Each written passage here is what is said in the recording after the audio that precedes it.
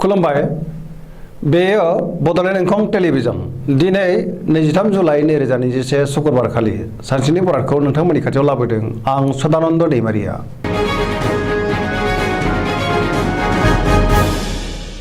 सिगां फरायनो लादों मेष राशि गिबि हांखो अ ल। दिनैनि साना जोबोर मोजां जेरावबो देरहासार जानो हागोन मावनो लानाय खामानिखौ थि समावनो आरो गोरलैयैनो मावफुंनो हागोन गोसोखौ जोबोर गोजोननाय मोनगोन देहायाबो दिनै मोजाङै थागोन अब्लाबो जानाय लोंनायाव सांग्रां जानाया गाहाम बहानिफ्रायबा मोजां खौरां फैनो हागौ रांखावरियाव दिनै जोबोर मोजां होनजायो गोबां धोन आरजिनो हागोन बेफार फालांगियाव गोबां मुलाम्फा मोननो हागोन सोरबा लोगोनि हेफाजाब मोनगोन न'खराव अननानै फैगोन बिमा बिफानि अननाय आरो बोरखौ मोननो हागोन बहाबा थांनांगौब्ला दिनै जोबोर मोजां आरो मोजाङैनो हान्थिनो हागोन गुबुननि गोसोखौ गोरलैयैनो बोनो हागोन गोसोनि बोलोआ बांगोन समाजाव गोबां मान मोनगोन लाइमोनफोरा मोजां खौरां मोनगोन गोसोआ दिनै जोबोर रमान्टिक जागोन फरायसाफ्रा फरायनायाव गोसो दुंखांगोन आरो मोजां फिथाइ मोनगोन पजिटिभ एनार्जिनि गोहोम गोग्लैगोन।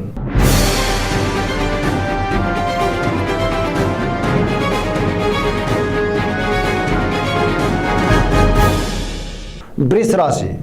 गिबि हांखो इ उ ब। दिनैनि साना जोबोर मोजां गोसोखौ जोबोर गोजोननाय मोनगोन गोसोनि बोलोआ बांगोन मावनो लानाय खामानिखौ थि समावनो मावफुंनो हागोन समाजाव मान मोनगोन रांखावरियाव जोबोर मोजां होनजायो आरजिनाय धोनखौ दोनथुमनो हागोन आयआ बांगोन बेफार फालांगियाव मोजां मुलाम्फा मोननो हागोन न'खराव बिसि फिसायनि गेजेराव अननानै फैगोन देहाया दिनै मोजाङै थागोन अब्लाबो जानाय लोंनायाव सांग्रां जानाया गाहाम गुबुननि हेफाजाब मोनगोन जायखि खामानि मावा मानो दिनै गोरलैयैनो मावफुंनो हागोन लोगोफोरनि अनसायनाय मोनगोन गोसोनि साननायफोरा जाफुंगोन पजिटिभ एनार्जिनि गोहोम गोग्लैगोन फरायसाफ्रा फरायनायाव गोसो दुंखांगोन आरो मोजां फिथाइ मोनगोन।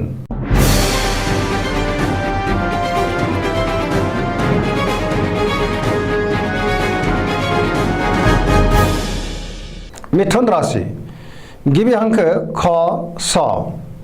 दिनैनि साना जोबोर मोजां गोसोखौ दिनै जोबोर गोजोननाय मोनगोन गोसोआ जोबोर खुसि जागोन देहायाबो मोजाङै थागोन अब्लाबो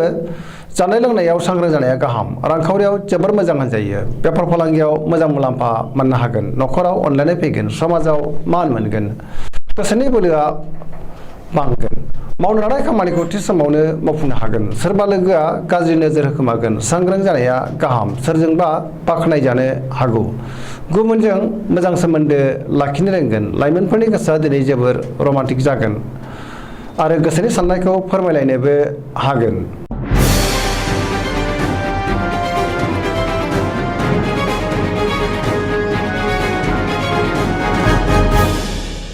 कर्कट राशि गिबि हांखो ड ड ह। दिनैनि साना बारा मोजां नङा सोरबा लोगोजों एना एनि जानो हागौ गोसोनि साननायफोरा गोरोबलायनाय नङा गोसोआव नेगेटिभ साननाय फैगोन मावनो लानाय खामानिखौ थि समावनो मावफुंनो गोब्राब जागोन रांखावरियाव बारा मोजां नङा नाङा फाङा खरसाया बांगोन न'खराव सोरबा लोमजानो हागौ देहाया दिनै बारा मोजां थानाय नङा जानाय लोंनायाव सांग्रां जानाया गाहाम माबा साननानै गोसोखौ दिनै गिलुं गिलुं आरो उसुखुथु मोनगोन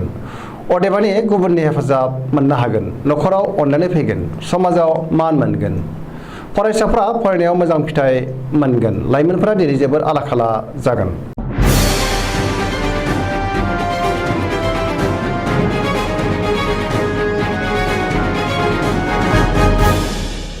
सिंह राशि गिबि हांखो म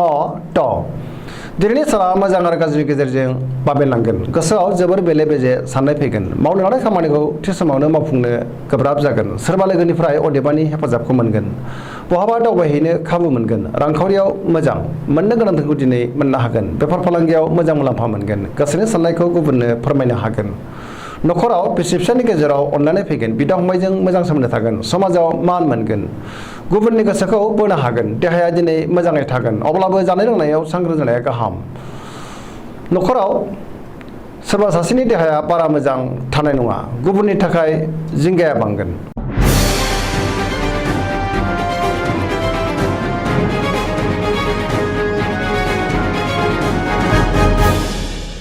कन्या राशि गिबि हांखो प ट। दिनैनि साना मोजां आरो गाज्रिनि गेजेरजों बाबेनलांगोन गोसोआव गुलाय गुजाय साननाय फैगोन गोथों आरो गोग्गो साननो रोंनाय नङा गियाननि आंखाल जागोन रांखावरियाव मोजां होनजायो नाथाय खरसायाबो बांगोन बेफार फालांगियाव मोजां मुलाम्फा मोनगोन देहाया मोजाङै थागोन अब्लाबो जानाय लोंनायाव सांग्रां जानाया गाहाम गोबां सुबुंजों बहाबा लोगो मोनलायगोन न'खराव अनलायनाय फैगोन गोबां खामानियाव मुखुब थानांगोन सोरजोंबा अदेबानि एना एनिबो जानो हागौ गोसोखौ जोबोर गाज्रि मोनगोन नेगेटिभ एनार्जिनि गोहोम गोग्लैनो हागौ लाइमोनफोरनि गोसोआ जोबोर आला खाला जागोन।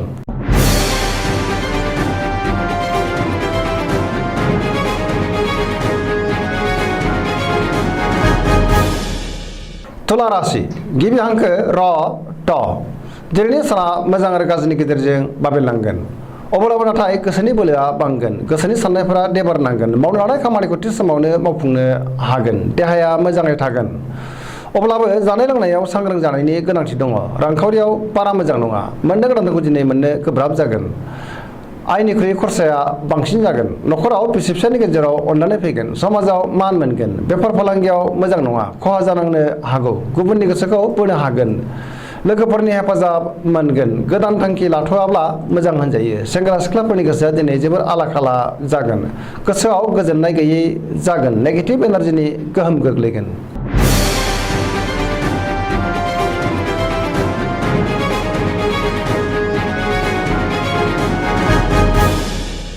वृश्चिक राशि गिबि हांखो न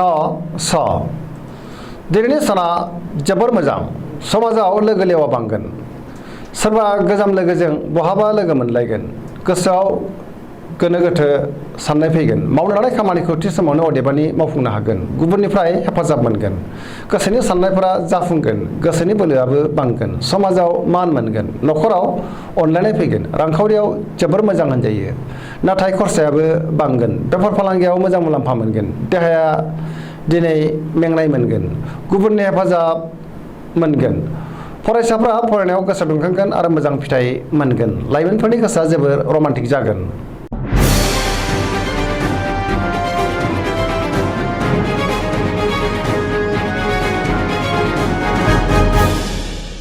धनु राशि गिबि हांखो ढ फ भ दिनैनि साना जोबोर मोजां गोसोआव बोलो बांगोन मावनो लानाय खामानिखौ थि समावनो आरो गोरलैयैनो मावफुंनो हागोन गोसोनि साननायफोरा जाफुंगोन रांखावरियाव जोबोर मोजां होनजायो मोननो गोनांखौ दिनै मोननो हागोन बेफार फालांगियाव जोबोर मोजां मुलाम्फा मोनगोन समाजाव मान मोनगोन न'खराव आलासि फैनो हागौ देहाया दिनै मोजाङै थागोन अब्लाबो जानाय लोंनायाव सांग्रां जानाया गाहाम न'खराव बिसि फिसायनि गेजेराव अनलायनाय फैगोन बिदा फंबायजों मोजां सोमोन्दो थागोन लाइमोनफोरनि गोसोआ दिनै जोबोर रमान्टिक जागोन गावबा गावनि गोसोनि साननायखौ फोरमायलायनोबो हागोन पजिटिभ एनार्जिनि गोहोम गोग्लैगोन।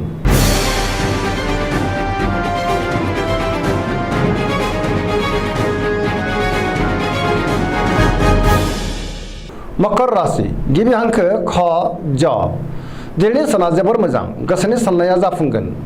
सिगांनि बबेबा आद्रा खामानिखौ दिनै गोरलैयैनो मावफुंनो हागोन रांखावरियाव जोबोर मोजां होनजायो आयआ बांगोन मोननो गोनांखौ दिनै मोननो हागोन गोबां धोन आरजिनो हागोन बेफार फालांगियाव जोबोर मोजां मुलाम्फा मोननो हागोन गुबुनजों मोजां सोमोन्दो लाखिनो रोंगोन गोब्राब खामानिखौबो दिनै मावफुंनो हागोन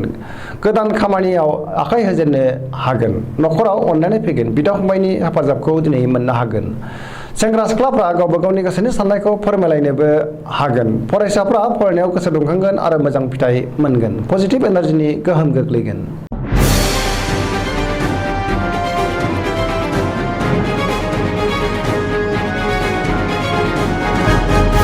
कुंभ राशि गिबि हांखो ग स स दिनैनि साना जोबोर मोजां गोसोखौ दिनै जोबोर गोजोननाय मोनगोन मावनो लानाय खामानिखौ थि समावनो आरो गोरलैयैनो मावफुंनो हागोन बहानिफ्रायबा हरखाबै मोजां खौरां फैनो हागौ समाजाव मान मोनगोन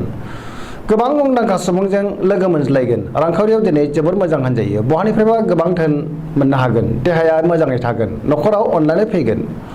गुबुननि हेफाजाब मोनगोन बिमा बिफानि अननाय आरो बोरखौ दिनै मोननो हागोन बहाबा दावबायहैनो खाबु मोनगोन पजिटिभ एनार्जिनि गोहोम गोग्लैगोन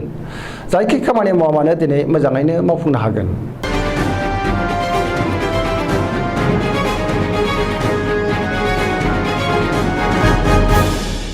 मीन राशि गिबि हांखो ड स